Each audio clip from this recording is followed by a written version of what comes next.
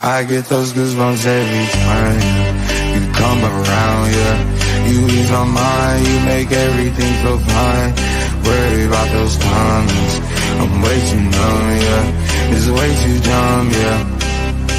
I get those goosebumps every time I need that line to throw that to the side, yeah. I get those goosebumps every time, yeah. When you're not around, when you throw that to the side, yeah. I get those goosebumps every time, yeah. 713 through the 21, yeah, I'm riding. Why they on me? Why they on me? I'm flying, sipping low key. I'm sipping low key and honest, find a rider. I get those goosebumps every time you come around, yeah. You ease my mind, you make everything feel fine. Worry about those comments, I'm way too numb, yeah. It's way too dumb, yeah. I get those goosebumps every time I need that high. Yay! Another win for the Toon. Get in. 5 clean sheets on the bounce. How are you, Pete? Very, very well. Very well. Good evening, everyone. Daz and all. Cheers on a Saturday night. It tastes good when we get 3 points in the bank. Daz, I'm not gonna lie. It tastes good. It does. It sure does. Now, Pete, right before the show kicked off, a bit of breaking news there. I thought Chris was going to rock up the show, but no. Chris has other things, other priorities. He's a work due for Avon, and there he is. There now. Look at him there, and the lovely Lisa as well is there with him. Hey, Lisa. But yeah, there's only one thing I can say there about Chris's outfit, and this is it. Wow, it's very nice. Very nice. Love it, Chris. I hope you have a great night out with your mate's birthday. So enjoy. That's what they do in Liverpool. He's even got the blue and the red. He's covering all bases. Where's the black and white though? In those threads. Love it. But God, crazy. I love it. If anyone can get his outfit, you get extra points. You get extra points if you can guess the outfit. That's what I'll say. Has he gone as Calvert-Lewin? Could be. Maybe. Right, Pete. Let's get into this game. Let's talk a bit about this game. And here is the Newcastle squad. Now, the bit of news on the Newcastle squad, a bit patched together a bit. And this man comes in, our captain comes in for, of course, he played in the League Cup during the week, but he's back in again and takes the captain's armband from Trippier. But what did you make of the team? And of course, look at Botman out injured and Wilson out as well for this one. But what do you make of it? I wasn't surprised by the team other than Lascelles being in, because I'm being honest. I thought Botman would shake off the injury that he had to be available, and then we got rocked by the news that he's not only is he not available, he could be unavailable for the next 4 weeks, which is a huge blow. But that was only the really surprise for me. But was I kind of worried or affected by it? Not that much, because after the Man City game, I thought it was fantastic. And, against Burnley, a team that really we should be expecting to not win comfortably, but certainly win the game. You would expect him to come in and still do a job in that back four. So, yeah, other than that, I kind of saw it how it was and wasn't surprised by anyone else starting in the team, if I'm honest. What about you, Des? Yeah, the big news, as you hit on it, was Botman and the severity of the injury as well. That he's going to be out until after the international break now. That's been confirmed by Eddie Howe. And then I suppose Wilson as well. That he because I would have thought he would have played this one and Isak then for PSG, but wasn't to be. They're managing any little knock or tweak he has at all. They'll manage because he's key for us. Last year and this season he's key. But yeah, look, I still thought we were going to have enough to beat Burnley. No offense to Burnley, but I still they haven't had the best of starts back in the Premier League. I'd like to see them stay up, of course, because I do like what company could see what he could do. But here is that Burnley team. Yeah, that danger man I mentioned on away days in the chat there, that number 30, Luca, number 30. Koleosho, that's it. Can't pronounce it, but yeah. But yeah, let me walk you through the game, and we'll stop at any little of the key points. But 3 minutes in, Burn had a slip, and that man Luca Koleosho was on it. He squared the ball, but Pope made a great save. 30 minutes, trips, intercepts the ball. Was a shout for a handball from that Burnley defender, but he passes it to Miggy, and Miggy, top corner. What a goal from Miggy. And here's some pictures to match that. Sweet little shot. 1-0 Newcastle. Cue the celebrations from Miggy. There's that smile. And yeah, looking for the man that provided the assist. And there he is for the hug. Yeah, they've had a great little partnership going down that right hand side. I know it can be too predictable at times, but no, it has really worked to our advantage over the last season and a bit so far. But what did you make of Miggy's goal, Pete?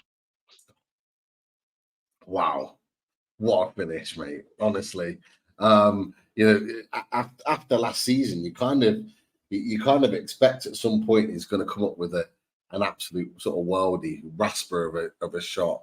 It reminded me a little bit of the goal he scored at the other end of the pitch against Villa last season when we beat them 4-0. Yeah. Kind of like cuts in and just whips it, bends it into that far corner. Look, no keeper saving that. Trafford's a good goalkeeper. I know you mentioned him in the chat earlier on in the day, Daz, but yeah, he ain't getting anywhere near that. Brilliant work from Trippier, have to say. Nicks the ball off their defender. Miggy cuts in. He is kind of looking for the pass, but then the opportunity opens up, takes a touch, bang. He doesn't kind of bend it. He kind of just puts his foot through it. It's like hits it with with the laces and just punts the ball, and it just loops over Trafford into that far corner. But superb goal. And to be fair, I don't know what you think, Daz, but I think it needed something like that in the game. Because after sort of the first 10 minutes, where Burnley looked like they were going to trouble us, Koleosho was one of those players running down Burnside, got in a couple of times. You think to yourself, is it going to be one of those days? And that just opened up the game, just that little bit of magic. That's what big teams need. They need that bit of quality, that bit of magic that's going to open up the game massively. And wow, what a way to do it. Exactly. And look, it's just as well that we got that goal when we did it early in the game, because we did have to wait a while longer to get a second. But moving on, let's carry on through that first half. And next up was Gordon getting a yellow card. And now he's going to miss that West Ham game. We're going to be a few down for that West Ham game, but we'll touch on that towards the end as well. Who were missing and how long they're potentially out for. But yeah, Gordon is going to miss the West Ham game. Yeah, a lot of little kind of pullbacks and little petty fouls from Burnley. The ref kind of let them go a bit for a while. He did then give them a yellow card, but a few things went under the radar as well from the ref, like should have a corner for a long staff shot, and a few little different things like that. Then 26 minutes, Isaac was through and goal 1-on-1 with the keeper. Could not get the angle for his second attempt. It was unlucky. He didn't have his feet weren't the best today. For someone that who is magic feet, they kind of they eluded him today, because I know there was one stage as well where he was doing a bit of trickery and the ball just went out to play on him. So yeah, it wasn't the best day for him. He did make up for it later on though. 34 minutes, Longstaff. Crossing from Longstaff. to Anderson, diving header from Anderson. You're thinking, this is it. Anderson's going to score his first goal for Newcastle, apart from the friendlies. But a great save from Trafford, and it was rolling towards the line, but the defender cleared it off the line. Very unlucky on that one. Then Isak was through again, and then the ref kind of just let it play for a while, then pulled it back. But he still had the ball, so I don't know why he didn't just let play go at that stage. But that brought us to half time, Pete. But any other little things that caught your attention from the first half? Yeah, just in general, because like I say, the first 10 minutes, Burnley were coming at us. They come out and they express themselves. They've got a couple of opportunities down their right or left, and you think to yourself, like, what is it going to be that game? And then we start to open up. We start to play our football, control the game really, really well. We get the goal, and when we get the goal, I don't know about you, but I was a bit like, okay, we're in the lead now. Like, that's what we needed in this game. But yeah, I was impressed with some of the passing.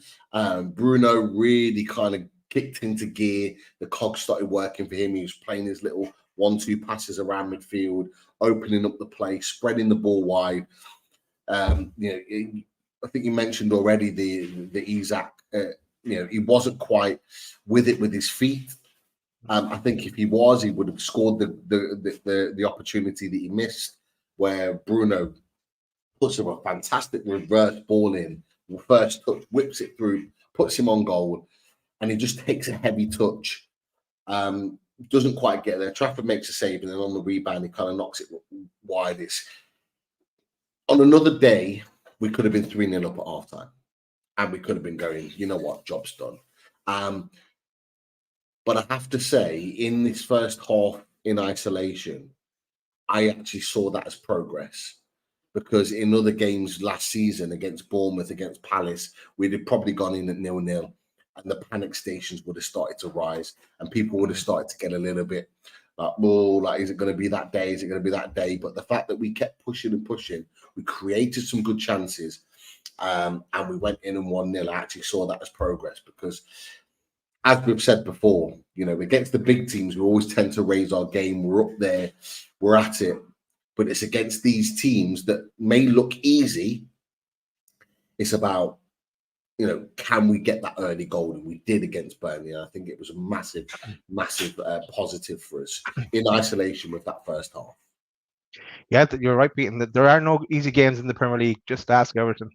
But yeah, what else was I going to say? That you're right as well. That if we had gone in 0-0 at halftime, their tails would have been up. They would have thought, there's something in it for them there, and we would have maybe started to panic a bit then, and especially we don't have like Wilson to bring off the bench and saying go for 2 up front at that stage. But we were 1-0 up at halftime. Second half starts, trips to the shot first straight away, and it was deflected just wide. That second goal, next 10 minutes or so, 10 15 minutes, that second goal is not easy to come by. Multiple chances came and went. Passion was there to win the ball back. You can see that from like Gordon and trips. Then sub on the 63rd minute, Anderson off, J7 on. Sub on the 65th minute, J7 off, Tonali on. So yeah. I'm just doing different random. I'm listening to you, but I'm doing random movements. So Jules is putting the super chats available. So I was doing it like that way, and I was making faces behind my back. So now I'm doing it that way. Super chats available. Sorry, guys. You're all right. Yes, and smash that like button as well. You'll see it's going rolling across the bottom. J7 coming off. Did he even get a touch when he came on? Look, it's hamstring again. I don't think he did. No. We'll tie that into. We have to talk about Batman. We have to talk about J7. We have to talk about Barnes. We know is out till Christmas anyway, till after Christmas. But yeah, there's a few. When will Wilson be back? But anyway, let's move on with the game. 74 minutes. Gordon is fouled. Penno. VAR said yes. Isak said yes, and he steps up, and the feet work this time, and he slotted the back of the net. So 2-0 Newcastle. We said then, Pete, game's over. Burnley aren't coming back into this. Then cue the celebrations from Isaac and hugs all round for the group hug. But yeah, the big game management there from Newcastle. They weren't as eager to push on. If something came about, they would have gone for it, but they were happy to play it, to see out the game. Sub on the 94th minute, Miggy came on. Miggy and Isaac come off. Livermore and Murphy came on. But that brought us to full time and 2-0 Newcastle. 15 sheet on the bounce. Isaac gets a new pup. That's what we all love to see. As a big group hug. The old team photo that I always love to see these. We all do because it means we have a win. Look at Murphy there at the back, giving it loads. Even J7 is in there, but yeah, he's thinking, shit, I'm injured now again. I'm surprised to see Murphy at the back.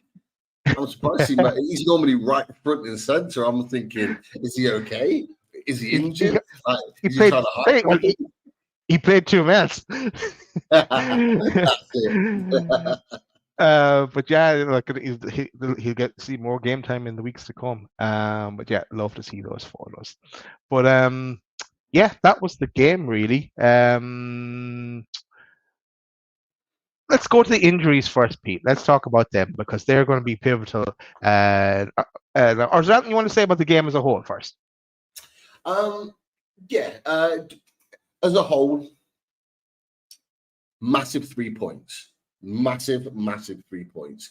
And some people might say, massive? It's only Burnley. These are the games that matter, okay? Because these are the games where we're expected to win. And we did the business. We got the job done.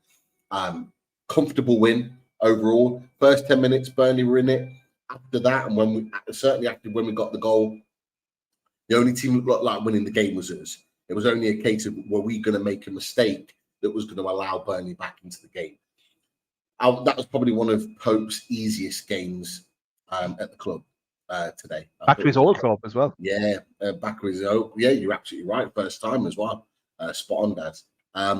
And I was really, really pleased with the way in which we went about our business against a team like Burnley. It wasn't a 5-star, 6-star, 7-star type performance, a little bit like Sheffield United, but we did enough to comfortably win the game, and I like that. That fills me with confidence.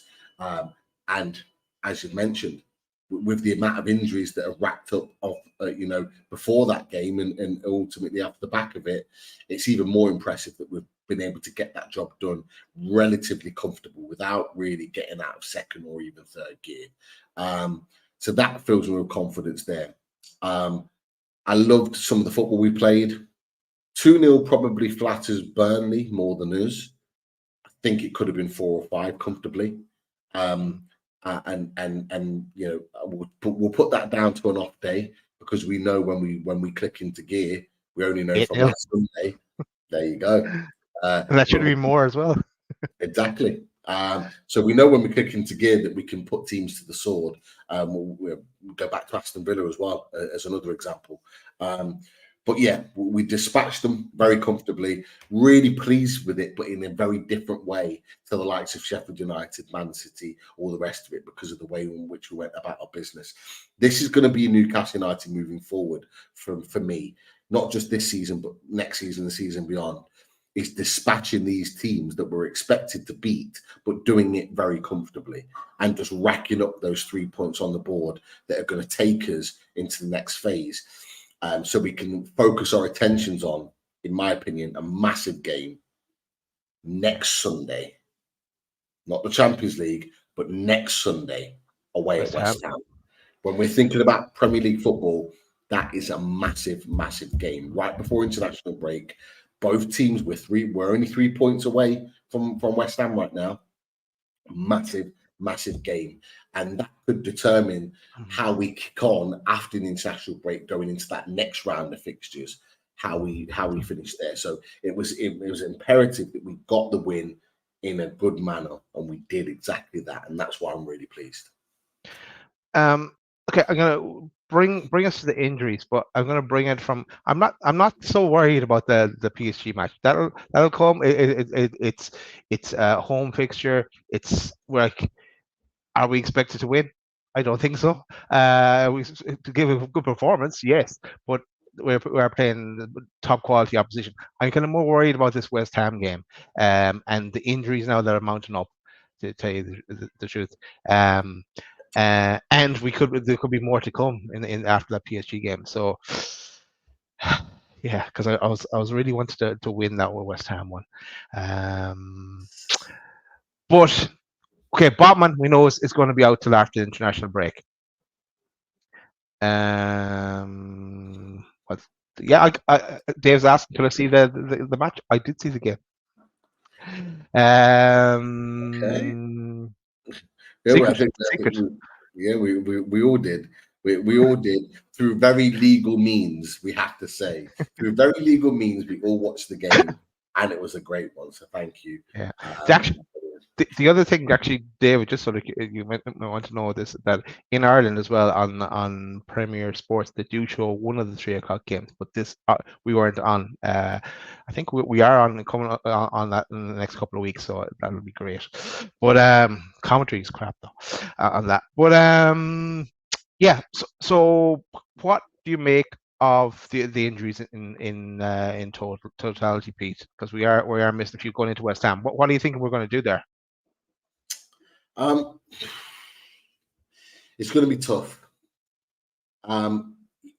It's a weird one, Daz, because I can't even really properly look ahead to West Ham because we've got such a massive game on Wednesday, and Eddie Howe's going to go full strength for that game, and rightly so, because it's the Champions League, first one at St James's Park for God knows how long, and yeah, it's a game where we're going to have to play our strongest team. Now, what that strongest team looks like, it's going to be really interesting to see. No Botman, Joe Linton. We don't know the extent of Wilson, whether it's going to be long term or not. That's probably the one that's a little bit, and I have to say, a little bit clouded, because a lot of people, particularly on social media, and that's all I'm basing it on. A lot of people are saying stuff like the injury wasn't logged and it wasn't down as an official injury, but he wasn't involved, and is he rested? Like, nobody really knows about it, whether they're just kind of resting him and he'll be fit and ready for Wednesday, or whether there is genuinely something wrong. There seems to be, I think, something wrong, something to do with his hamstring, but is it just something where they don't want to take a risk on him, so they're just resting him for the next game, or whether they feel that it's going to be like weeks that he's going to be out? Like, nobody really knows. So we know about Joe Linton because we saw it. We know about Botman because it's been spoken about. Wilson is a little bit up in the air. Willock we know about anyway. So it's kind of like that's the situation we all. And I worry. My only big worry is that we get out of the PSG game and we pick up a couple more, and we're in a worse position. Yeah, that's the big. Getting to that stage now that we have enough injuries. We don't need any more. We can't really afford anymore. But Pete, I think there's one of these. Super chat. I don't do. I was thinking, what the hell is that? That's it. Well, firstly, Loaded Spanner, Lisa, thank you very much for your super chat. Thank you. She put what she puts. Please remove the Claret name backing. See, there's a reason. There's a reason for that, because that's they're Galway colours, so that's why I put them on. But don't worry, we change it up every show. I like to change it every show just so that we have something different colour in the background, Lisa. So sorry, it's not for Burnley. If you look, anyway, Burnley's badge is a bit different. It's a bit of a different colour. Thank you anyway, though. We've got another one, I believe. Colin. Thank you, Colin, as always. Thank you, Colin. No comment. Never if it's a comment. Come on, Colin. You know better than that. Get a comment in, or put another comment in the chat, and we'll sort it out. That's for sure. Right, Pete, let's do a bit of ratings. Right, look, since it's just the two of us, we can make this quick. So we'll go individual. Sorry, Kamal, did I ruin the game for you? Right. Pope. I'm giving Pope an 8. He made 2 good saves, one in the first half, one in the second half. He got a touch on it. It was probably going over the bar tonight, but I'm giving him an 8. Yeah, I'm happy with that. Give him an 8. I thought, for what he needed to do, I thought he did it really well. Big save in the first half. Big save. Like that was really, really good. And then I think the one where he tipped it over the bar in the second, little flick, tipped it over. But I liked how he commanded his area. I liked how he distributed the ball, all those sorts of stuff. So go with it. 8. Well done. Another clean sheet as well. Sorry. No, another clean sheet. Yeah, and for the back 5. Next up, Trips again. Legendary from Trips. He got an assist as well. His deliveries were excellent, and he could have got onto 1 or 2 more. I give him Trips a 9. Trips, he's just getting better and better. I think he's been excellent in every game he's played in the last 4 or 5. And I'm inclined to agree with you. I think he was a 9. I thought he controlled that right-hand side perfectly. Got the assist. I think it counts as an assist as well. And if that's the case, I don't know about all the others that were on the same number, but I think he's now joint top for assists in the Premier League this season with 4. Now we got, if that counts today as an assist, which I believe it does, he now is joint top now. I don't know whether those that were at the top have exceeded him and got any today. I can't remember some of the names. But he is doing the business at the moment, playing very, very well. And fair play to him. Cool. Lascelles, look, he came in. He has to be a bit rusty. He hasn't played a Premier League game for a while. He did play in the League Cup during the week. He always plays the nice, simple pass. He doesn't do anything too extraordinary. And we don't want him to really either, because he might lose the ball then. Just keep it simple. And I'm giving him an 8 just for that, coming back. Who was that? Lascelles. I have to be honest. I've been really, really pleased with our captain. Against Man City was excellent. I thought he was good again today. I'll give him an 8. A little bit rusty with the ball at his feet, but we know that's an issue with him. One of the biggest issues with him. Him and Lascelles and Burn in their exchanges with the ball sometimes weren't great. But as a defender, defending the ball, winning the ball in the air, defending when needed to, clearances, like he was spot on. He was spot on. And actually, to be fair, after those early exchanges where we kind of did give the ball away here and there, his distribution in general was better. Moved the ball quicker, got it to the right people at the right time. Can't fault him. I give him an 8. Sharp, solid, great range of passing as he always does. Look, he's the one you want with the ball of the two, Lascelles and Char. You want Char on the ball, and he'll pick a pass. I kind of said I wasn't going to give 0.5s this season for a while anyway. So, but I would rate him higher than Lascelles today, but I'm going to stick with an 8 as well. Give him an 8. Sure. I was really, really pleased. You hate it, but we love it, Jimmy. But look, Jimmy, I hope you're well. Hope you're all good and on the mend. Not spoke to you for a little bit. But great to see you in the chat. Top man. Jimmy.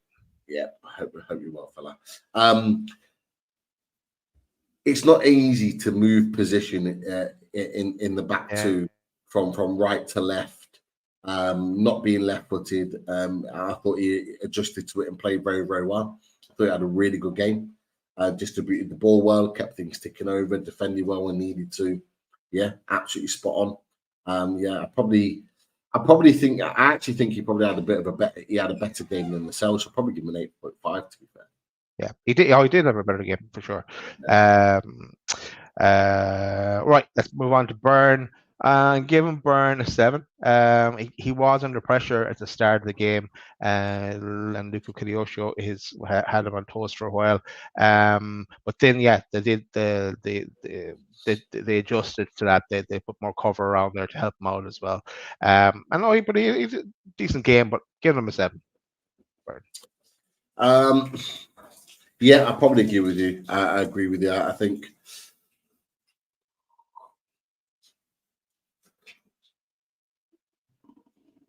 Maybe I give him a 7.5.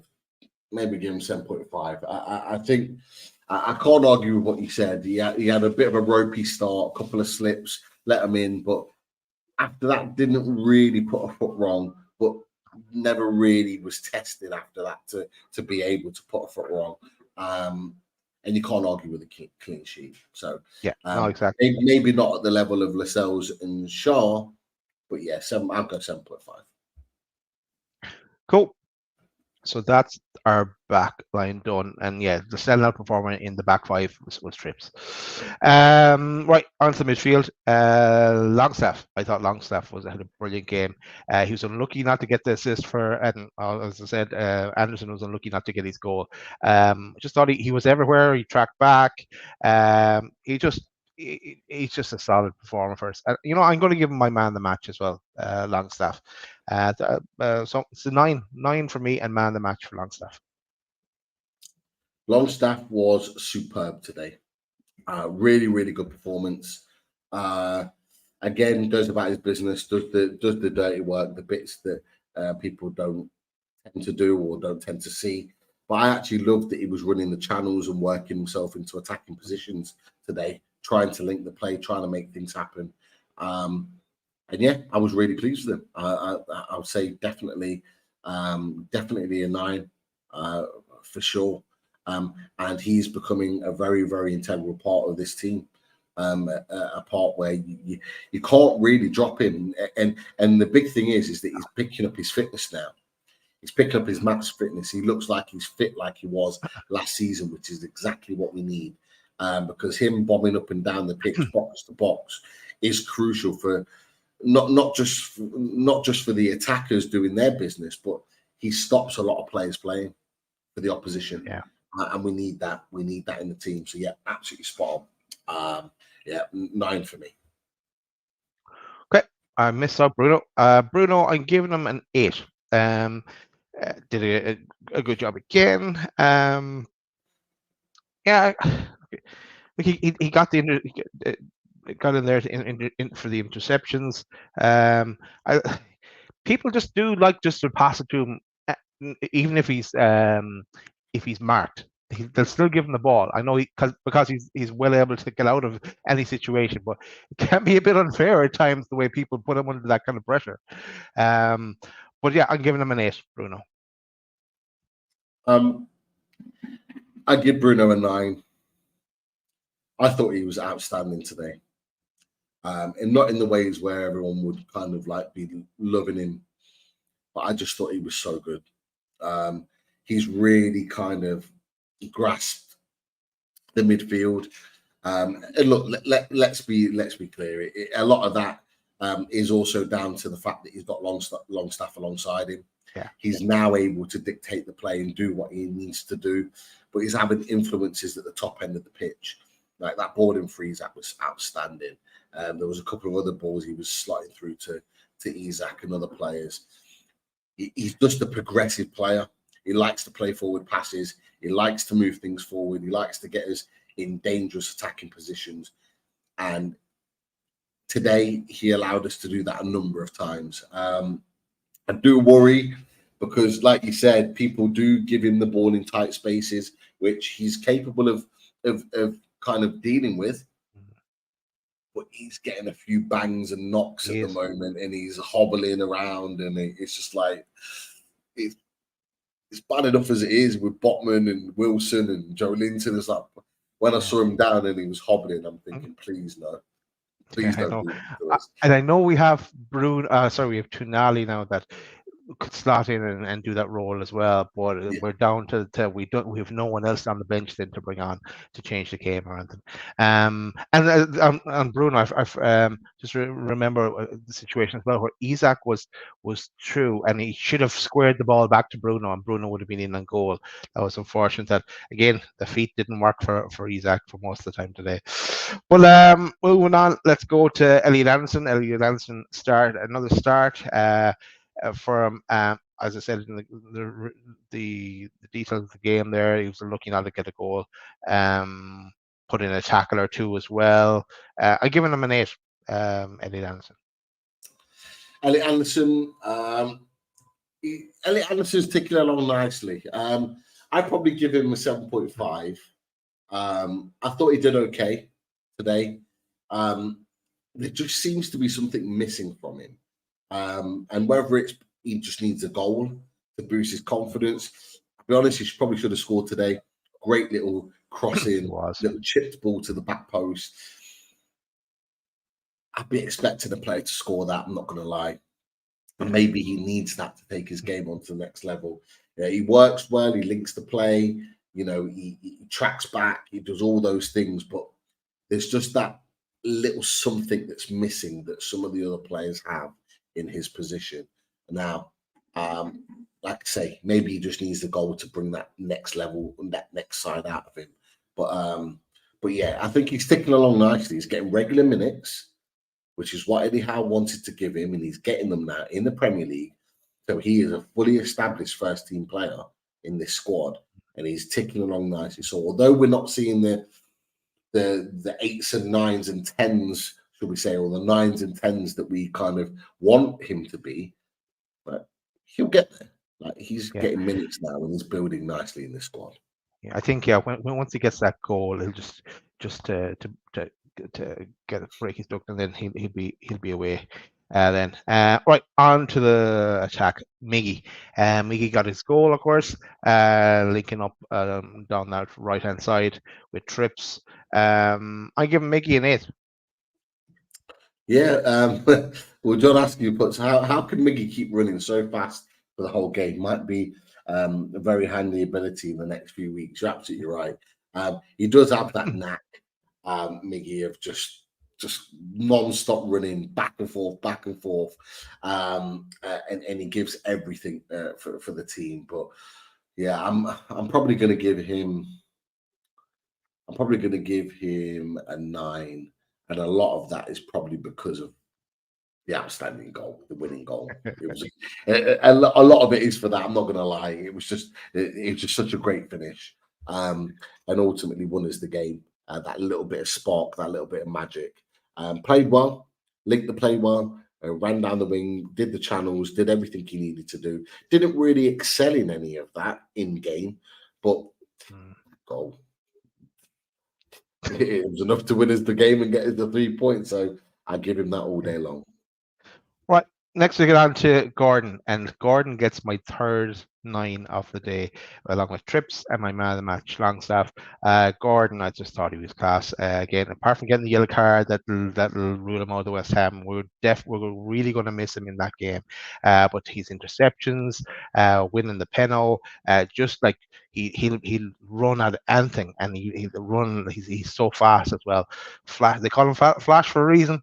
But yeah, I thought he was class. He was lucky probably not to get my man of the match. But I'm giving him a 9. He is my man of the match, and I give him a 9.5 for that. And the only reason, I do need a refill, Adam. You are absolutely right. And I've got it just there, so I'll do it in just a second. The only reason I didn't get a 10 is because of that silly, stupid yellow card that he got. And it almost makes me think of how stupid it was that he picked that up, is whether they planned it to get him on that ban now and get that kind of monkey off his back. They'd never go so early though in the game. If they were doing that, to do it towards the end of the game, Pete. Yeah, that'd be stupid. maybe. Yeah, you're probably right with that. But it was that stupid. I was just thinking to myself, Have they planned it? Because it was just so pointless and unnecessary to do that, to pick up the yellow card. Anyway, the good stuff. The press, the running, the stretching defenders, making the opposition uncomfortable to the point where they feel that they have to go to ground to stop you playing, which is ultimately what won us the penalty for the second goal. People can't complain. It is definitely a penalty all day long. He doesn't get the ball, but he takes the man out. Whether Gordon's playing for it or not is another conversation. I don't really care. Every good team needs players that can win you a penalty. And Gordon is that guy for Newcastle United. And I'll be honest with you, there's not enough of us, not enough of our players that go to ground in the box. He does, and he wins his penalties. He wins his. I mean, how many penalties is he won now? Like a couple this season. Probably should have had one against Sheffield United as well. That wasn't given. You know, he is causing havoc in the box, and I want Miggy on the opposite side, Murphy on the opposite side, Barnes when he's fit to be doing exactly the same. Is committing defenders where they're going to end up bringing him down and getting penalties, because as it proves, we've got players in our team that don't miss penalties. So there you go. There he is. There's one of them. Exactly. And Wilson's another. And so when you've got a player that causes that much havoc on the pitch, it's just a pleasure to watch, and I really enjoy watching Anthony Gordon at the moment. And I said it, I put a tweet out after the game on Sunday, and I'm saying the same again, and I'm saying it on this show. He deserves an England call-up. He deserves to be playing for England. Now, he won't be playing next weekend, but he should be getting a call-up, because there are players in that squad that are not playing anywhere near what Anthony Gordon is. And Anthony Gordon's come through the youth ranks. He's come through the England ranks as well, up to the under-23s, and now won the tournament for England, and now playing like this for Newcastle United in the Premier League. He deserves his England call-up.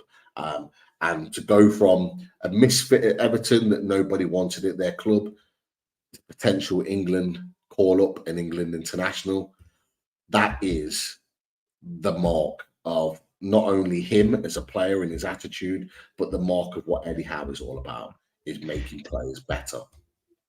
Didn't he start at Liverpool as well?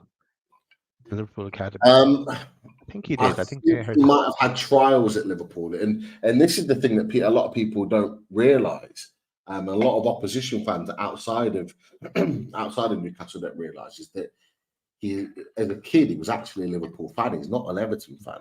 He was just there from a young age. So he's come through their ranks. So he's like kind of like one of our own, blah, blah, blah. But he's actually a Liverpool fan.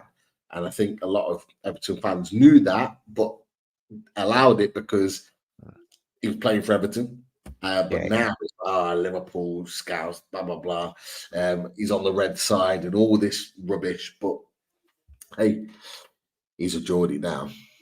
Proper Geordie. Love it. Yeah.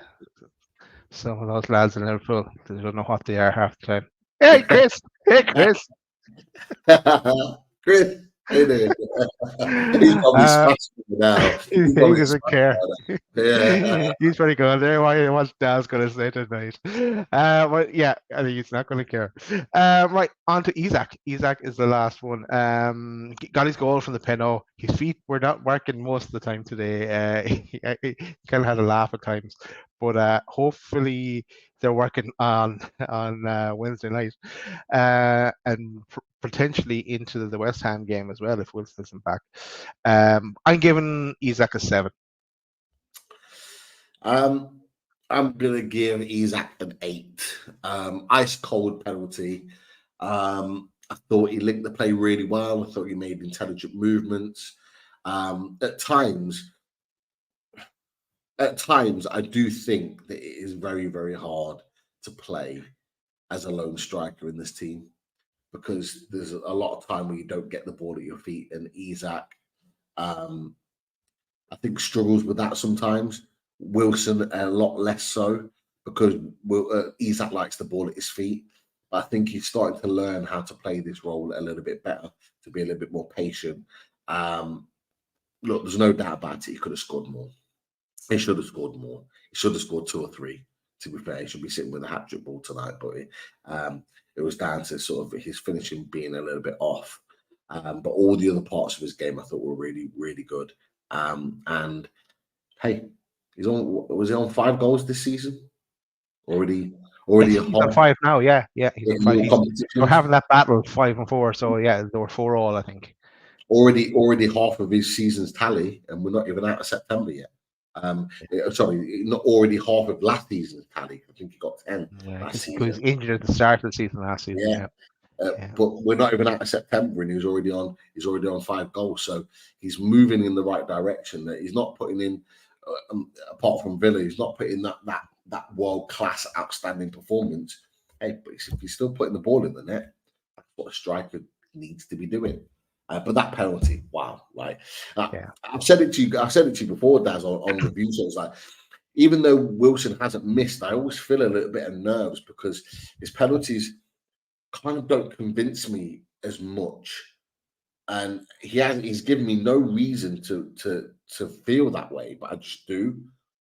When Isak steps up, like when I saw he had a penalty, I was watching it on the screen. I was thinking, "Skull," because he's technically so good with the ball. He can manipulate the ball so well.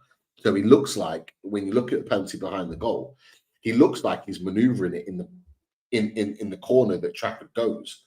Like he maneuvers his body to move that, but he just kind of almost stops mid-position and then just changes his footing very simply and just puts it in the far corner. Like, no keeper can read that. No keeper can read that. You've got the ability to do that last second.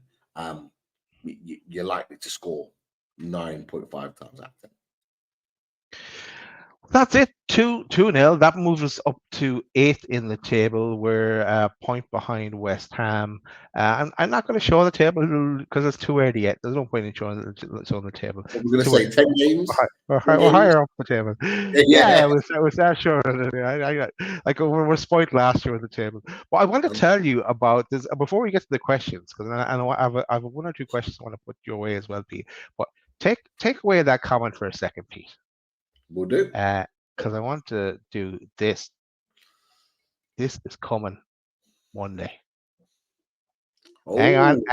It's not ready yet.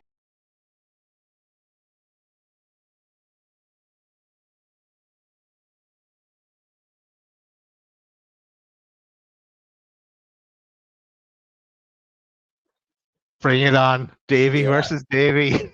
That should be fun. Looking forward to that one. Monday night, think Pete, we're talking Monday night, 7:30. PSG preview is in full effect, and yes, very, very excited to be chatting all things Newcastle United against PSG. Lee's really excited to come back on the show again to preview the game. He did go out of his way to tell me, and was very excited to tell me, that Kylian Mbappe is fit and ready. He did play today in a 0-0 draw against Come Out Foot. Poor performance by them, I've got to be honest. But yeah, I knew Kylian Mbappe was going to be fit when he went off the other week. He was always going to be back fit for this game, but he was very excited. Interesting. This should be very interesting. Hopefully, our skipper puts him in the stands a couple of times in the game. Just welcome him to English football. Let him know that he's there. But yeah, it should be a really intriguing chat. I've said for him to leave his potential starting lineup for the show. So we'll look at the tactics live. Yes, we'll definitely do it live. But should be a really good chat. He's looking forward. He'll be in the away end with the Paris fans, and my nephew is making his first trip to St James's Park with Lee. So yeah, it should be a good game for them to go to. They're excited. Lee's not been back to St James's Park for so many years now. He's just not been able to, with work and various other things. So he's really excited to go back to come and see St James's Park again. And my nephew, he's never been. So yeah, he's. And is your nephew a PSG fan?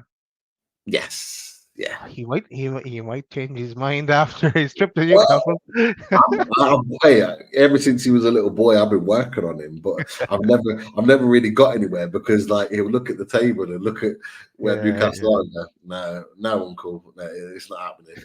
But he goes. To be fair, he travels quite a bit with Lee when they go to games in France and stuff. So he's a massive. He's a massive PSG fan, and Lee was actually at the opening of the official PSG London I store. saw that. Saw the Yeah. pictures. Cool. Yeah, so yeah, it was great, and we'll talk a little bit about that a bit more as well. But can't wait, and yeah, it should be a good one. So yeah, this is not the official poster. This is just the warm up one. The official way it is poster will be out probably tomorrow. So yeah, you'll see that being advertised. Tomorrow's Sunday. Yeah, so Mondays is when that's happening. Yeah, just want to give a quick before we get to the questions. I'm gonna because quick shout out to the sponsors because I'll forget it otherwise. Shout out to theradiatorshed.com and Russ and his fabulous radiators that he has on offer there. And yeah, if you need to get them installed as well, you can get them installed via the InstallWorks. And also a shout out to jumped on me. HO Bathroom Design Co., the Northeast's largest supplier of Velcro and bathroom wear. Team Valley Gateshead, over 20 years established, run by the family. Get down to the showroom on 11th Avenue, Team Valley Estate, Gateshead. You see all the fabulous bathrooms that the lads have there. Check those out. Pete, I have a question for you. Go for it. Okay, we're a few games into the season. Let me see. We're 7 games into the season. We've played a few games in Europe as well, of League Cup. So far, who would you class as your player of the season? I've narrowed it down to 3. Go on. I've narrowed it down to Trips, Longstaff for a change, and like we were on a losing streak and him coming back in, and Gordon. And I think I'm giving it to Gordon. To say the truth, because he's just been a game changer for us. But Trips has done everything. So really, it's a battle between Trips and Gordon for me. Yeah, I would say it's a straight battle out of both of those two. If you're going for a third, if you're asking me for a third, I'd probably say Botman. Because I think Botman's been outstanding. I think it's been proven when he's not played how much we miss him and his calmness on the ball and all the rest of it. But yeah, I wouldn't look anything past Trippier and Gordon. And to be fair, I'd probably give it to Gordon at this moment in time. Although Trips has been outstanding, I'd give it to Gordon just because of the journey and where he's come from within the last where he is now. And I honestly, I pray that he gets the England call up, and I pray he gets minutes. I really do. I think he deserves it. I really do. Like the one thing about Southgate, people like Southgate, people hate Southgate, but the one thing Gareth Southgate has done during his tenure as national coach manager, he looks to promote from within. So he likes to bring through players that have come through the 19s, the 20s, the 23s, that have gone through the process. And there's no one better than Anthony Gordon that have gone through the process and performed well, getting player of the tournament, then taking it into his Premier League season. He deserves a call up. He deserves it. And I'll be honest, he absolutely puts Marcus Rashford in the mud. Marcus Rashford doesn't get right. I mean, and it's different for you, Daz. Obviously, you're not really an England fan, but talking as an England fan, not at all, Pete. Not at all an England fan. Exactly. And it'd be interesting if other England fans kind of in the chat agree. Like Marcus Rashford in his performances this season does not deserve to be called up for England. Anthony Gordon does, 100%, 110%. And there are not many wingers that are performing, English wingers that are performing as well as Anthony Gordon is in the Premier League right now. So, firstly, yes, definitely I'd give him our player of the season at this moment in time, just like yourself, Daz. And secondly, I hope that he gets the recognition that he deserves and that he gets given his England call up. I really do. Yeah, for himself, look, he deserves it. But I always think with my Newcastle eyes on when it comes to internationals, and I think. Yeah, I just don't want him to be injured in international duty then, or playing too many games and blah blah blah. But no, he would deserve it if he gets, if and when he gets the call up. And hey, look, I think Sean Longstaff should be up in there as well now. He should get a cap. Someone else to snap him up. Next thing I wanted to say to you before we get to the comments in the chat is Trafford, the keeper for Burnley. He's a class little keeper. And I know I was saying to you in the chat that yeah, Man City probably have some kind of a clause that they can buy him back from Burnley, because if Burnley were to get relegated, you imagine he'd consider moving on. He's played for the under 21s or under 23s or whatever for England, and he won that championship with them as well. So he'll want to be in the limelight for future international honours. But yeah, I'd love to see us pick up, and he'd be nice. Once he was happy to come and maybe share the duties with Pope in next season. I wouldn't mind him rocking up. Would you take him? If he's willing to play second fiddle for a year or two, maybe I would consider that. I'm not sure if he would though. I think now he's had a sniff of playing regular top flight football. I think he would only want to go to a club that would offer him first team football. But I would take him. Now, is he at Pope's level or better than Pope at the moment? No, he's not. But could he be in the future? Potentially. There's potential there. I like him. I know you like him as well. You talked about him before anybody else does.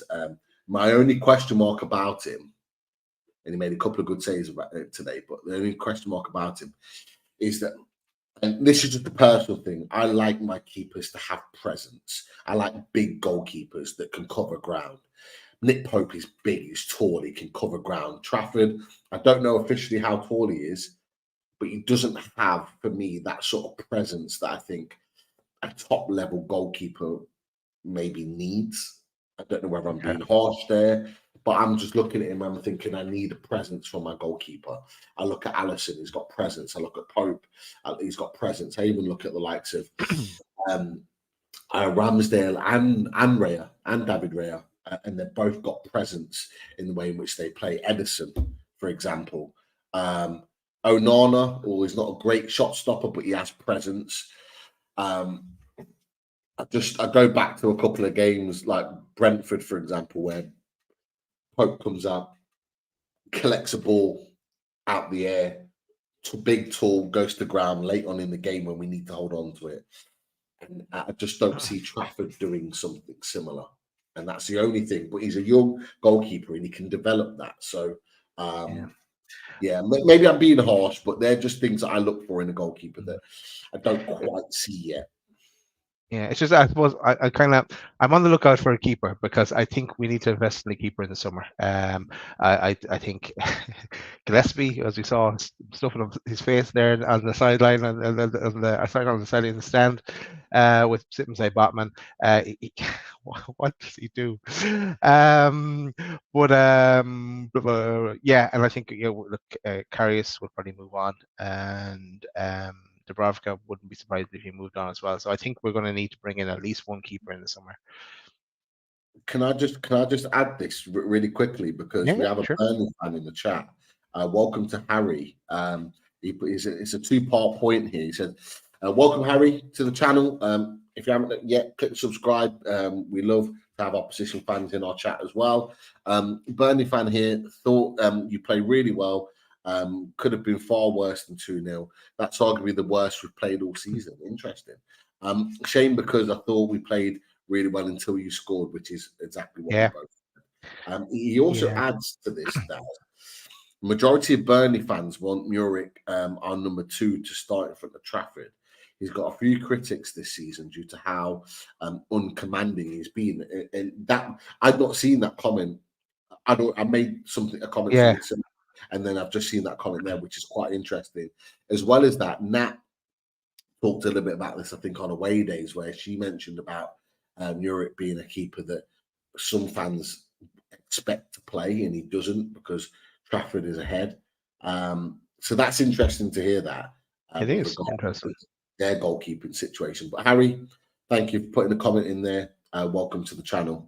Great points to add to the conversation as well, mate. And best of luck for the rest of the season as well, until we play again later on. But no, what would like you to stay up, Harry? Yeah, let's go to the chat. What any questions in there, Pete? Yeah, there's quite a few. Not maybe direct questions, but talking points. Yeah. Like I said, we put Harry's in there, so I'll take them out. Minnesota Mag puts Gordon deserves call up. I hope he doesn't get it yet. He needs some rest. Is that something that you think about?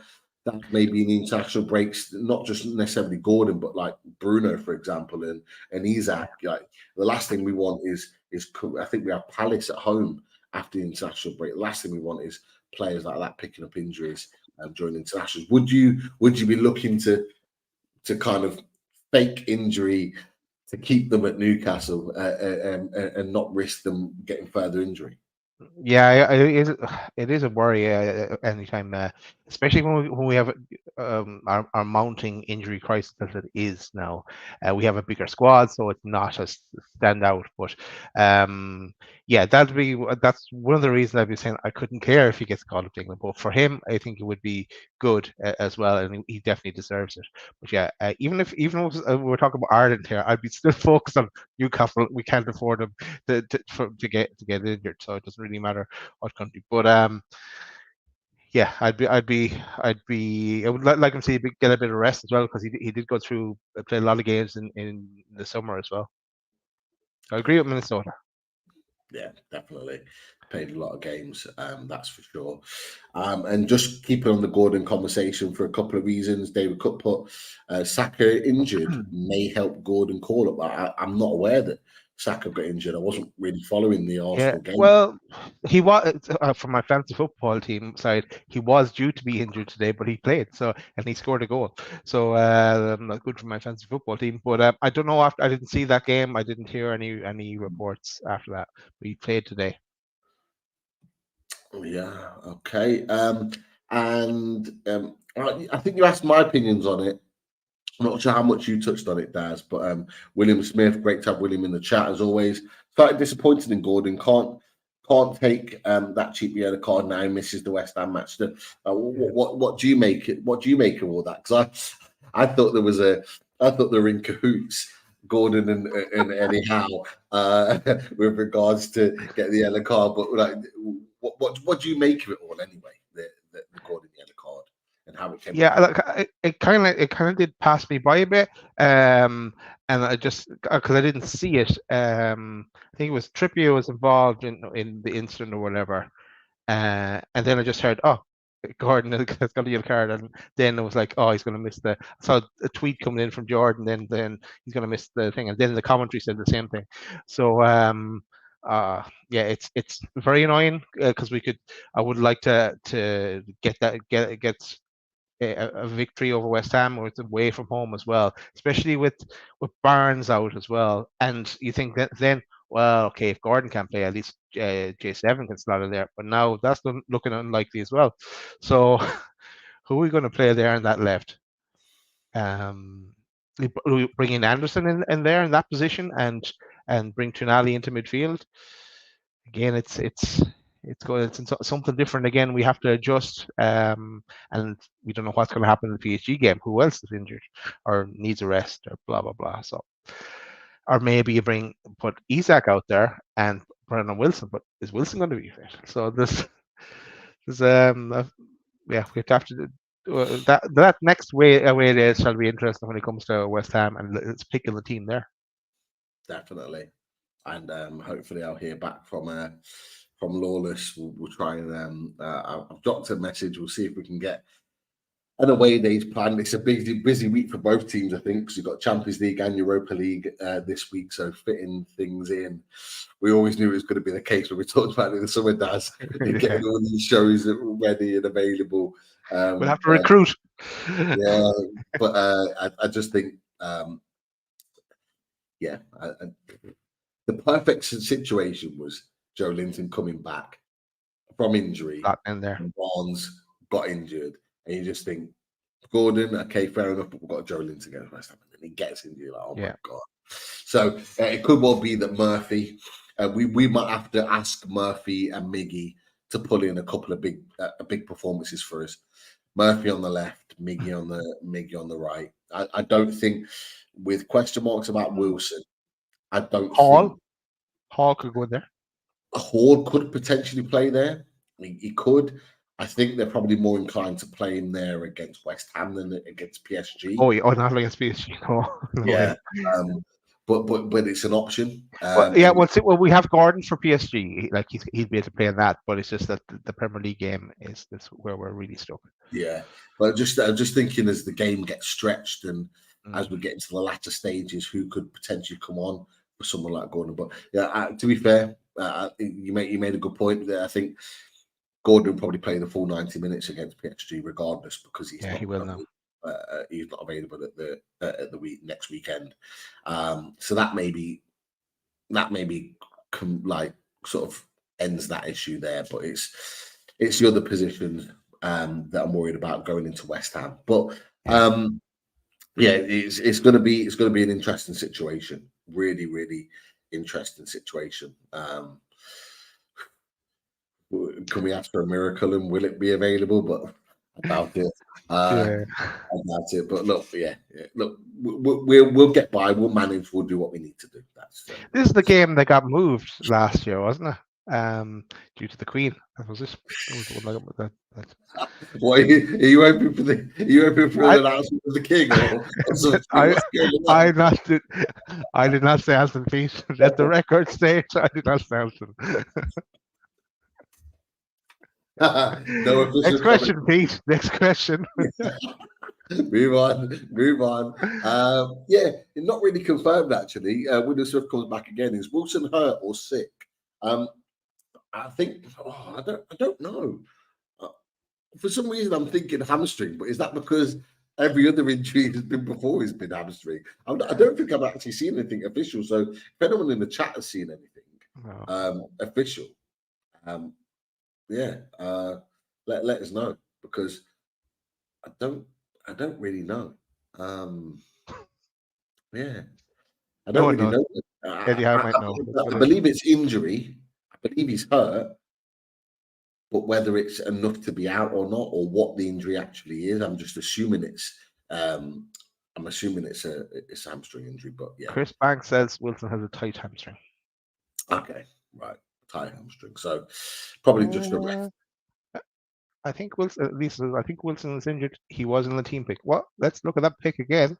Because I think we went on to something else, Daz, but I think you're about to mention Kraft as well. I think Kraft's in there somewhere, isn't he? Yeah, Kraft is there. Yeah, and he came back and played for the under-23s. Yeah, Wilson's there. See him there behind Kraft, in front of Eddie. Barnes is there. I've just seen Barnes is there as well. Yeah. Barnes and Botman are together. So yeah, they've got all the injured players are there. So I love Murphy. See the back. always. And Gillespie's finished eating. He's finished stuffing his face. He's there too. And I like the way Lascelles front and center there. Or sorry, in the center at the back. Cool.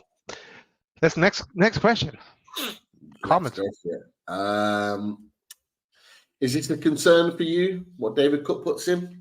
Bruno 2 cards away from a suspension, survived for now. What are your thoughts? For the position he's in, he's going to pick up bookings. He's going to pick up cards. That's part of the role.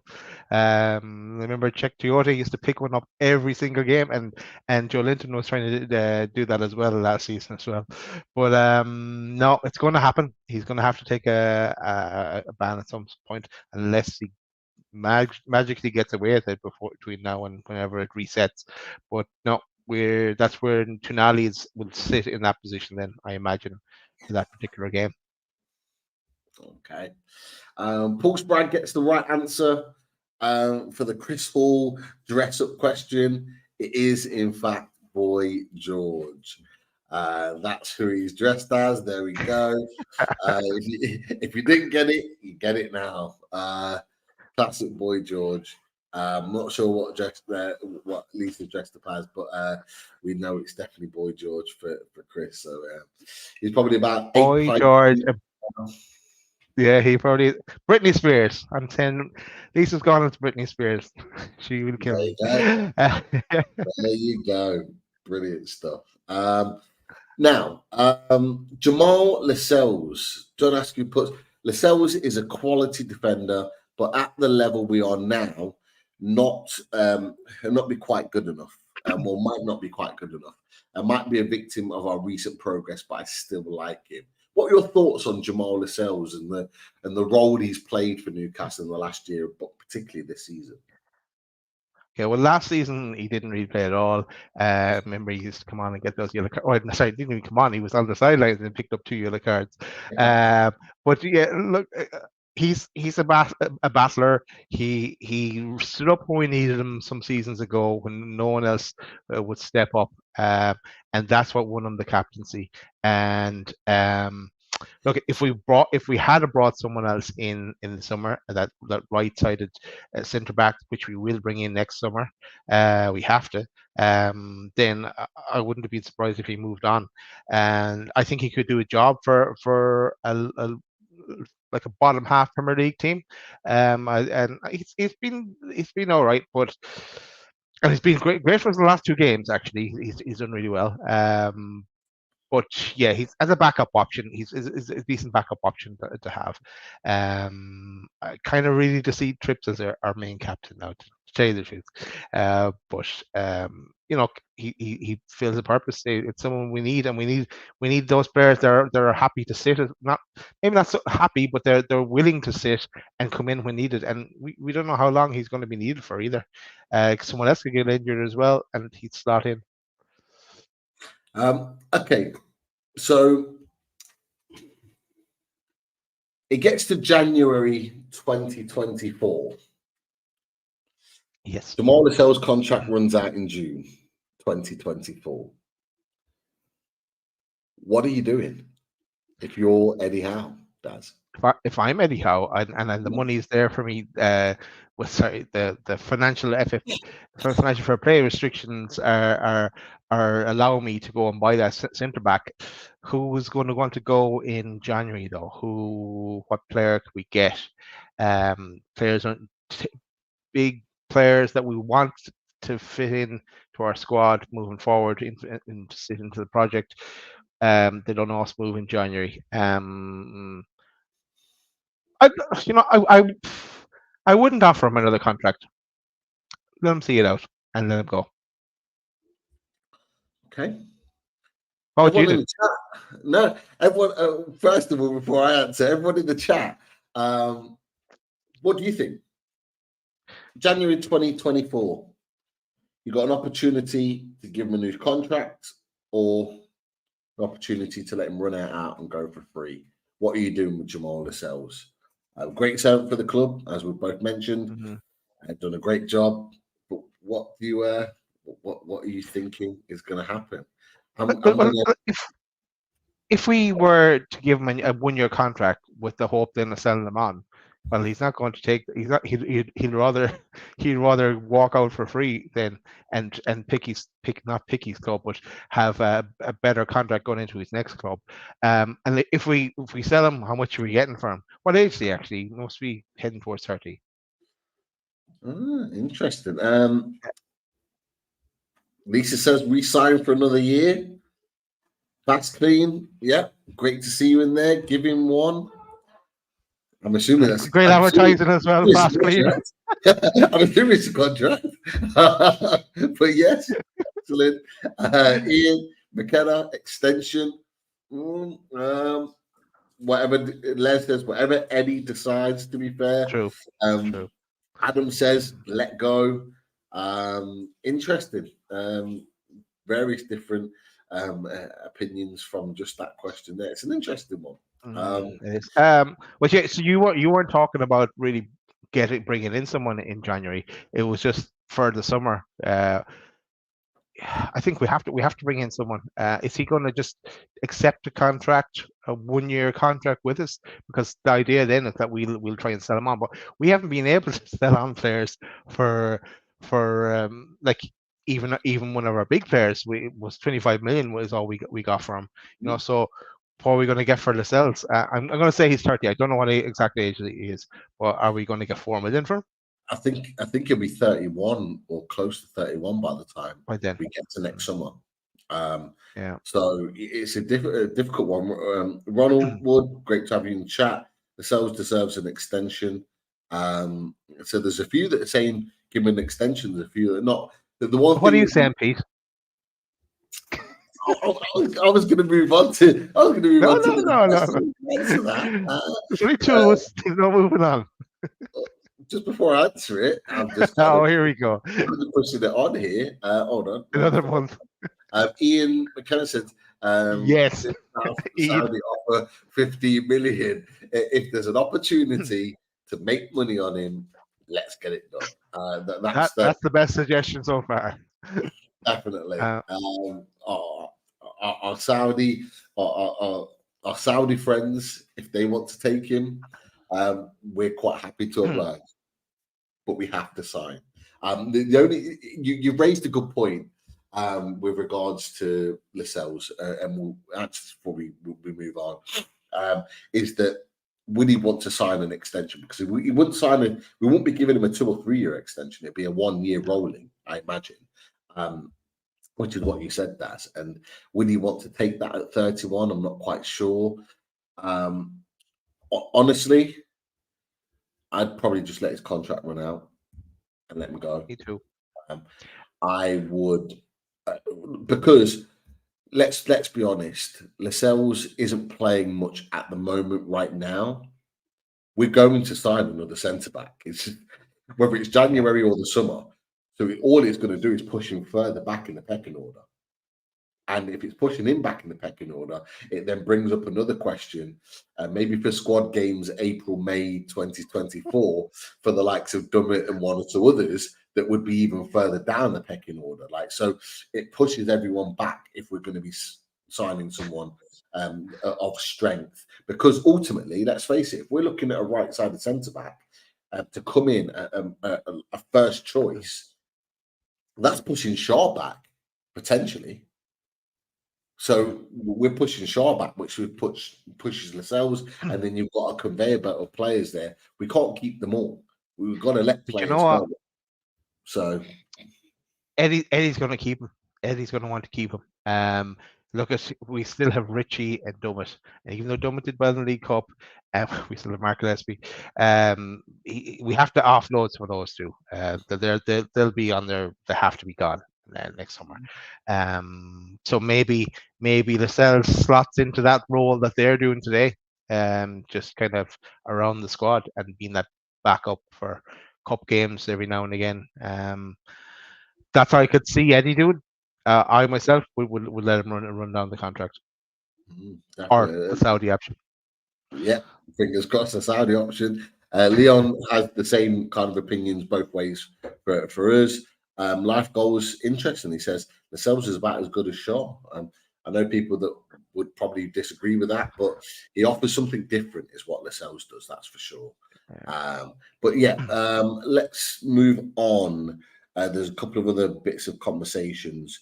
So Jordan Toonfly says Man City, Man United, Liverpool, Brighton, all losing. What a wonderful Saturday. It certainly is.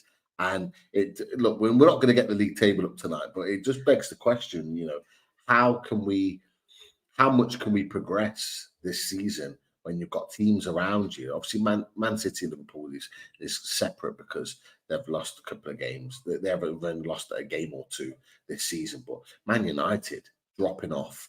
They finished 3rd last year ahead of us.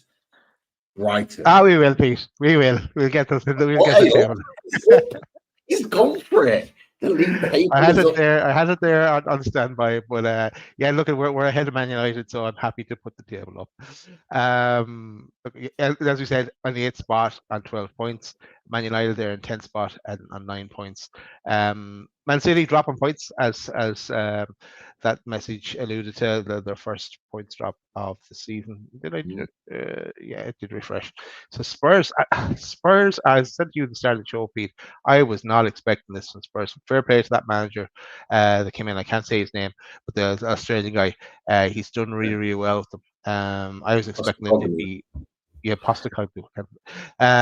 Arsenal, yeah, I was expecting them to be there. Liverpool, thereabouts as well. Villa got a brilliant win today against Brighton. So that was a shock result there. But yeah, that's why I'd love to see us pass out West Ham and then keep going. Yeah. But it's going to be tough. To look at it now, we're on 12 points. We potentially gone to 15 by beating West Ham. We're only a point away from West Ham, and it wasn't long ago that Lawless had West Ham in the title race, and now we're only a point behind them. So that's interesting in itself. But Brighton beat us 3-0 before the last international break, and we're now 3 points behind them with a superior goal difference. The same with Villa. We beat them first game of the season, but they've had an easier run-in recently than us. But yet we're only 3 points behind them, having played Liverpool, Brighton, Man City. We've managed to turn that around. And look, let's be honest. We're 6 points off the top. That's the reality. We're 6 points off the top of the table, having had the start of the season that we had. And it goes back to the point, and I think I said it to you before the start of the show, Daz, that I genuinely think if we can navigate ourselves well, not winning every game, but between now and the end of the group stages of the Champions League, if we can navigate ourselves well enough to be sitting in and around the position that we are now, or hopefully higher up in the table, we can have a really good push the second half of the season. That's whether we get Champions League, Europa League, no European football. We could genuinely have a really good push up the table, and we really could, because teams are beating each other all over the shop. Yeah, you could even see the headline: Harvey Barnes, would you like a new signing? Because he hasn't had a chance to do much for us yet. He will be back in the new year, and yeah, I would expect us, if we are thereabouts, we'd have a push on in the transfer market as well, and go for something in January. But let's see. We'll stop sharing the Premier League table until we move further up. But yeah, I would love now to get something against West Ham next week. It's just with the injuries and the potential upcoming with the Champions League game, it could be more. We have enough now. We need to get some back, and to get within, then I think would be grand. Any more comments? Yeah, there's a few. Adam puts 5 clean sheets on the bounce is massive, especially changes things up in the last 2 games. It is. How big is it for you, the fact that we're getting clean sheets in games now? Yeah, no, delighted that we are, and I think it was the stream I was watching the game on. It was Michael Bridges that was the commentator, and I think he said to someone on the staff in Newcastle before the game, he was predicting 3-1, and that member of staff said, "No, 3-0. We're not going to concede." So that mentality is there. They don't want to concede. I think they would be kicking themselves if they conceded later on in that game. Would have just put a dampener on the whole thing. So they want to hold on to that and they want to make it 6 on Wednesday. Fingers crossed. What did you make of the ref today? Join 2 for life, Ian, lads and lasses, and Lisa, the lovely Lisa. The ref today was absolutely showing, in my opinion. I imagine he means some sort of expletive in what he was trying to say. Yes, we cannot have that language, Johnny Two for life, Yeah. in this show. But yeah, no. The ref again in the stream I was listening to this said that he was promoted from the championship. That ref, so he's only done a handful of Premier League games. He could have let the play go continue when Isaac still had the ball and see what came of it, and then go back to the free kick. He also there was a few. This mightn't be his fault, but more so the Lions people where came off long stop shot, little volley, and it should have been a corner for Newcastle, and there was a few things like that. But he did let it go a bit for Burnley. There was a few like little niggly challenges and pulling back shirts and stuff like that. But I didn't have a massive. He didn't impact it too much for me, to tell you the truth. If it was tighter and if we're talking about a draw, I might be going for the ref more. Yeah, no, I think that's more than fair. And we've just had the league table up, but Paul mentions after the first 7 games last season, we were on 8 points. This season, we're on 12 points. Yes, a huge 3 points in Paul's opinion. Well, what do you make of that? Because I'd not looked at the comparisons until Paul mentioned it. I did see it when they were talking about when there was like 5 games played. So yeah, and we were ahead of where we were last year. Look, it does give a bit of confidence to us as well. With one of the messages that came up was that with Man City dropping points, it just kind of gives you a little hope.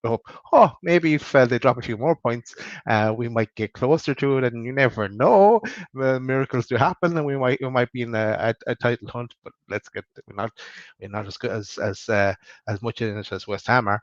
But then also, with the great to see Man United dropping points as well, and Liverpool. And I think I think we'll finish ahead of Spurs. So I'm not so worried about them, even though they're on a great run and Son is on form for them, and Madison setting them up all the time. But yeah, I'm happy. I'm happy where we are. Let's just keep that run going. Just the injuries now is the only thing that's on my mind. Definitely. John mentions, hi Pete and Daz, who do you think will play on Wednesday and Sunday because of the injuries? What are your opinions? Whether you want to do full team or whether you want to do just in areas where some of the injuries are occurring. What do you think? Yeah. What do you think the line? Okay. Maybe do the lineup for the Champions League, PSG. What do you think? Yeah. Right. Look, I'll bring up the table as well, or the team we had out today. So I think Pope will be in goal. Will be Trips. I think the back line is going to remain the same, but with Lascelles in there, because I'd love if it was Botman, but he's gone for the next same month or after the international break. So I think the back 5 is going to be as it is there. I cannot see that changing. And Trips is going to be needed. Definitely, he's going to have a busy night, and he was immense in the Milan game. Midfield, I think Bruno, Longstaff, and Tonali. I think Tonali will be in there instead of Anderson. And up front, we'll have it'll be Isaac up front, and it'll be Gordon on definitely. And it may be Murphy instead of Miggy again, like we did against Milan. And Miggy to come off the bench then towards into the second half sometime. I think that's what I think it'll be. I myself would play Miggy ahead of Murphy, but Murphy might do more defending, perhaps, or he the same mentality that he had against Milan. I think. Your thoughts, Pete? I'm gonna keep my thoughts for Monday. Okay, that's fair enough. I'm gonna keep them for away days and what I think the team Lee might be watching. Yeah, we don't want to give anything away. We don't want to get any messages back to PSG about our potential lineup. So wait till Monday and we'll sort it out there. Another question that's popped up really quickly. There's only a couple really left, but this one was intriguing and it's not kind of related to anything today. Lycos put Ekatike apparently available for 16 million. Would you take him? I see, and I saw the teams linked. I saw Everton and was it West Ham? There's a few. I don't know. I haven't seen him play since. So I don't know what he's like. His mental state like at this stage as well. I don't blame him in some ways for that he didn't come to us that time, because look at he's French. Was going to the biggest club in France, and it was a big move for a young lad to leave the country. So. But yeah, I don't know. I tread that one with caution now. I'd look elsewhere. The other guy, who I would look at, if we're talking about not January but summer, is Benjamin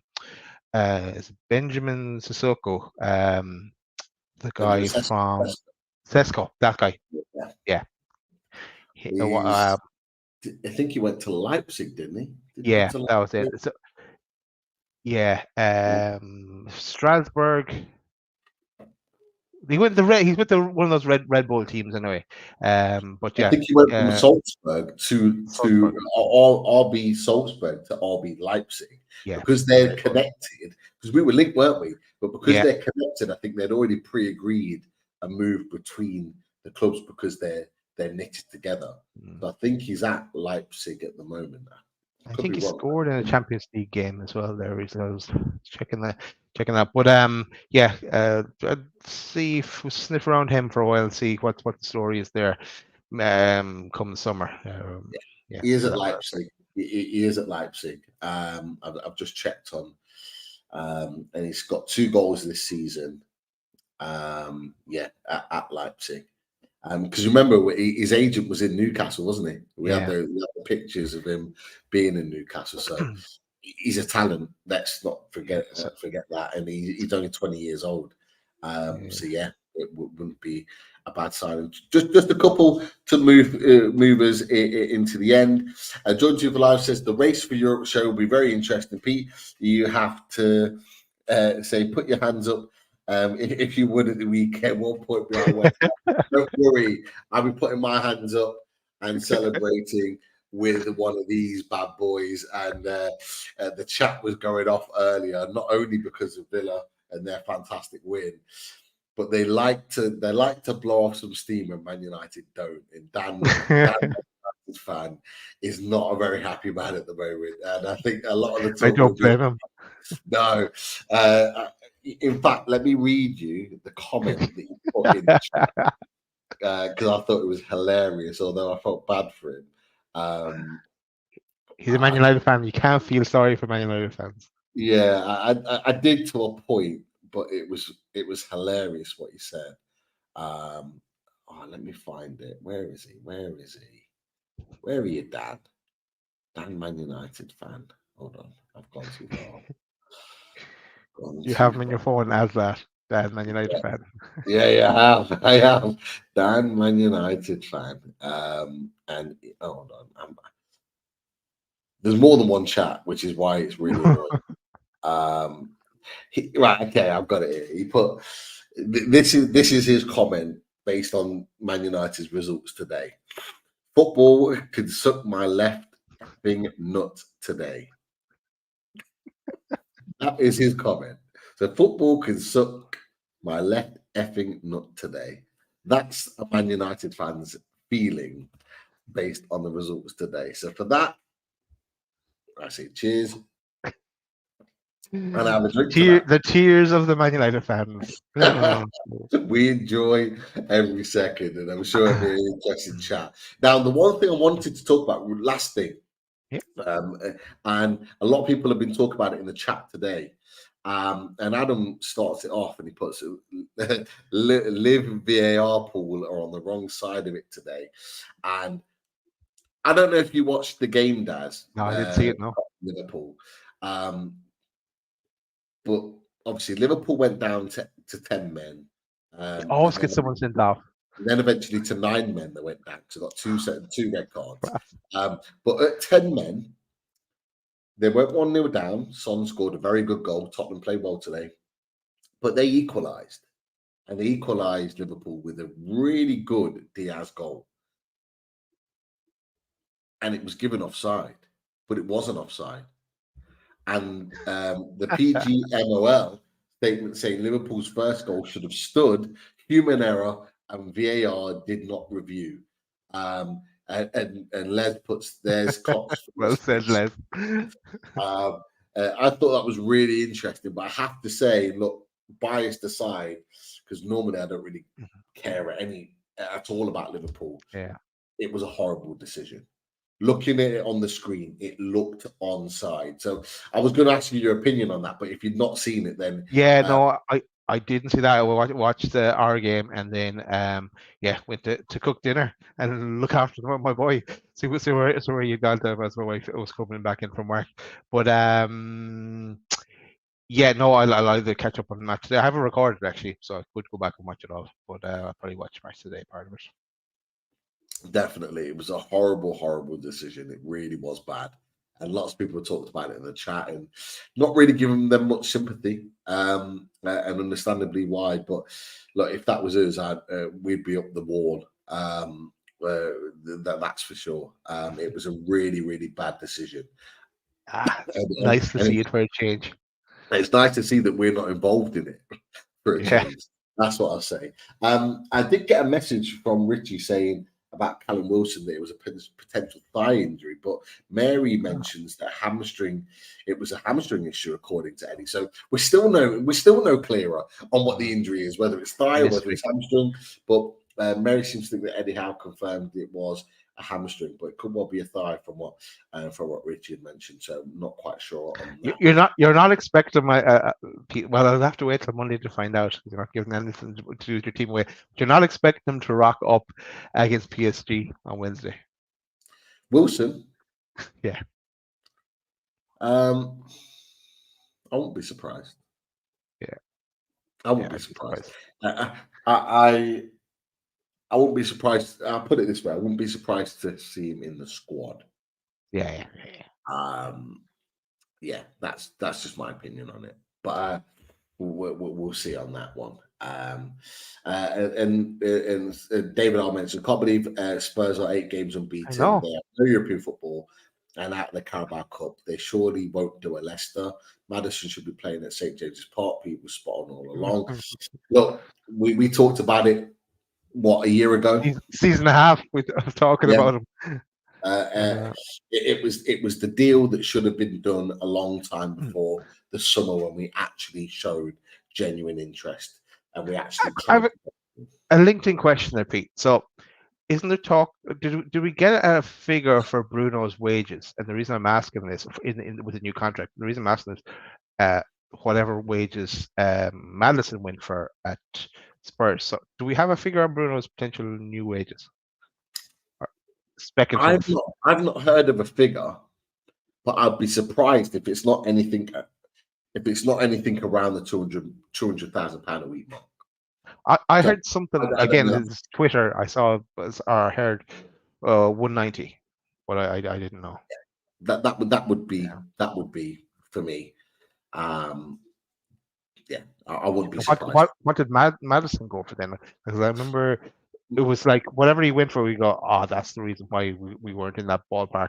But because I thought, like, I was thinking our at that time our wage ceiling was about 120 or something like that. So I thought it was like, maybe was it 170 or something like that Madison went for? The figure I continually heard, and this was mostly across Spurs platforms, was 170 a week. Yeah, okay. And that was flat out. Now you got to remember, from a Newcastle perspective, the wages. So, for example, if Bruno's is 190, that won't be flat out 190. It might rise to that. It might be 150 with bonuses if he's playing well. Like Trippier's, for example, was 100 grand a week, which was less than Atletico Madrid, but based on performances, it would rise. So if he got, say, if he played, he'd get a certain amount. If he got an assist, he'd get a certain amount. If they got a clean sheet, that's just the nature of the game now. The nature of the game, a lot of contracts are based on performances, but a lot of Newcastle contracts, in particular, are based on performance levels, and that's something. So for me, I think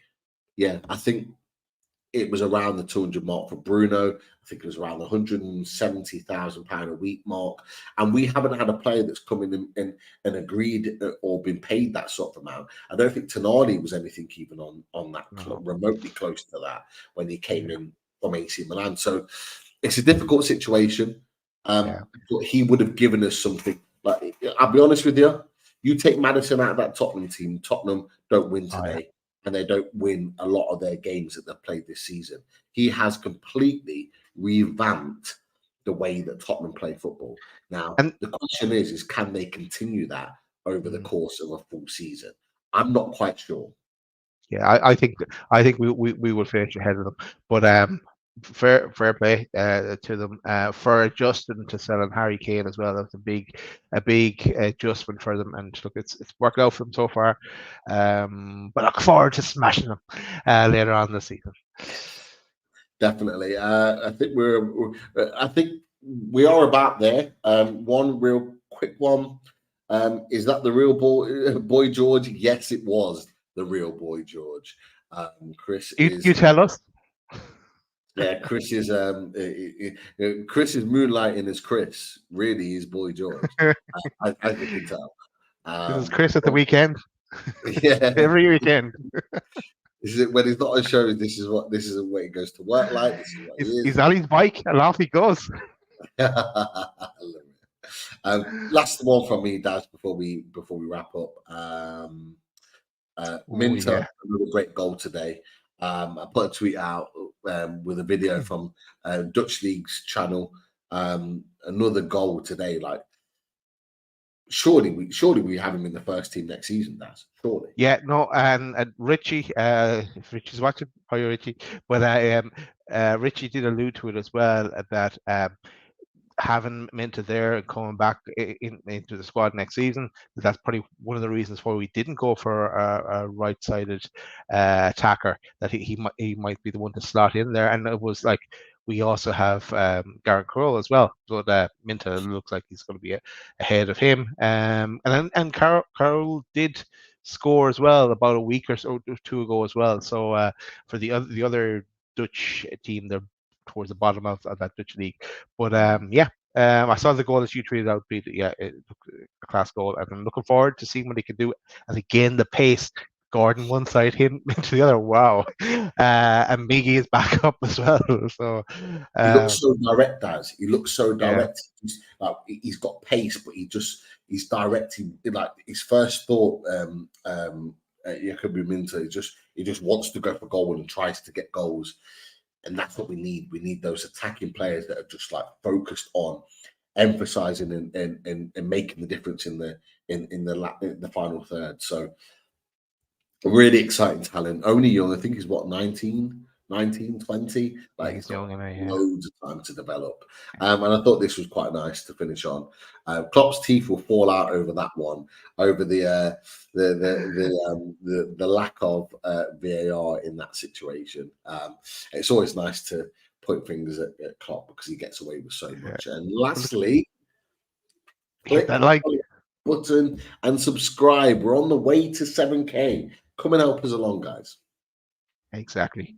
But that is it for the night. I'll just get rid of this banner again. Thanks everyone for coming and listening to us. We'll walk you through the game. We're back with another win, another clean sheet, 5 on the bounce. PSG in the Champions League at home, the first home game in the Champions League. Pete, I think you're going to be there. I may well be. You may well be there. But yeah, anyone else going to that, enjoy it. I wish I was going myself to that one. But yeah, there's only one thing left to say. Have a great Saturday night and the rest of your weekend after a win. We can do that. We can manage that. But last thing, Pete, I'll let you say it. How'd you like that? How'd you like that? Good night, everyone. How you like